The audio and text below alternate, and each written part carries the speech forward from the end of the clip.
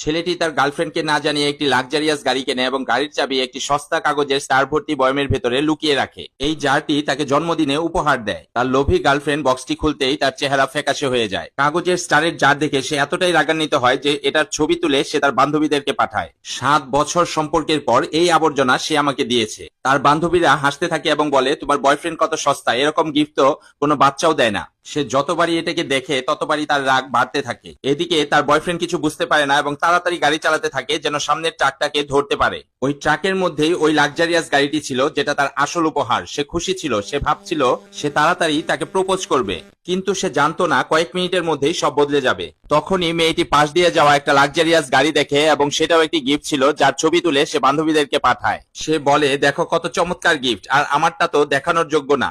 যখন তারা ডিনারের জন্য রেস্টুরেন্টে পৌঁছে তখন সে ইচ্ছা করে পেপার স্টারওয়ালা জারটি গাড়িতে রেখে যায় যাতে সে এই সস্তা গিফট থেকে মুক্তি পেতে পারে, কিন্তু ছেলেটি এটা নিয়ে এসে বলে, এটার কথা কিন্তু ভুলো না।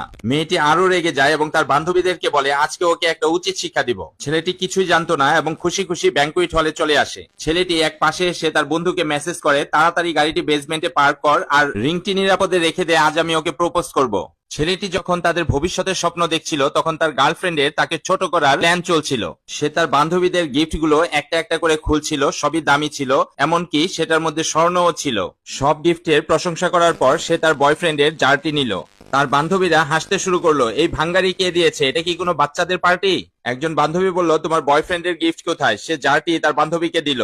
সে বলল, এই গিফটটি তো অনেক সস্তা, সে কি তোমার কথা ভাবে? সে অন্যান্য গিফটের দাম বলল এবং বলল যে এরকম সস্তা জিনিস দেওয়ার সাহস তোমার কিভাবে হলো? ছেলেটি বলল, এতে সমস্যার কি আছে, এখানে 340টা স্টার আছে এবং প্রত্যেকটা আমি নিজে বানিয়েছি। মেয়েটি বলল, এটা তো অনলাইনে পাওয়া যায় আর $9 বিক্রি হয়, এটাকে তুমি ভালোবাসা বলছো? ছেলেটি বলল, এগুলো আমি 6 মাস ধরে আমার অবসর সময়ে বানিয়েছি, যেগুলো ও দেখেনি। একজন বান্ধবী বলে উঠলো, এসব বাচ্চাদের মতো কথা বন্ধ করো আর ওকে ইমোশনাল ব্ল্যাকমেল করা বন্ধ করো। অন্য মেয়েরাও বলল, এসব মিষ্টি কথা বন্ধ করো, আজকালকার মেয়েরা এগুলোতে পটে না। ছেলেটি বলল, আমরা 7 বছর যাবত একসাথে আছি, কলেজ থেকে নিয়ে আজ পর্যন্ত, এখন কি আমি আমার ফিলিংস এর কথাও বলতে পারবো না? একজন বান্ধবী বলল যে ফিলিংস এর কথা বলা মানে এই না যে টাকা খরচ করতে পারবে না, 7 বছর হয়ে গেছে এখনো একটা ভালো উপহারও দিতে পারলে না। ছেলেটি অল্প একটু হাসলো এবং বলল, তুমিও কি তাই মনে করো? মেয়েটি বলল যে হ্যাঁ, 7 বছর হয়ে গেল আর আমি কি পেলাম, মাত্র এই জার। এটা শুনলে সবাই হাসবে। ছেলেটি আস্তে আস্তে কাছে আসলো এবং বলল, এই 340টা স্টার আমি তখন বানিয়েছি যখন আমি 1 মিনিট সময় খালি পেয়েছি, এর মধ্যে আমার 7 বছরের ফিলিংস লুকিয়ে আছে। মেয়েটি জারটি উঠালো এবং জোরে মেঝের উপর ফেলে দিল। তোমার ভালোবাসা সস্তা, এতে আমার ঘৃণা হয়। জার ভাঙার সাথে সাথেই পেপার স্টারের ভেতর থেকে একটি পোর্শের চাবি বেরিয়ে আসে।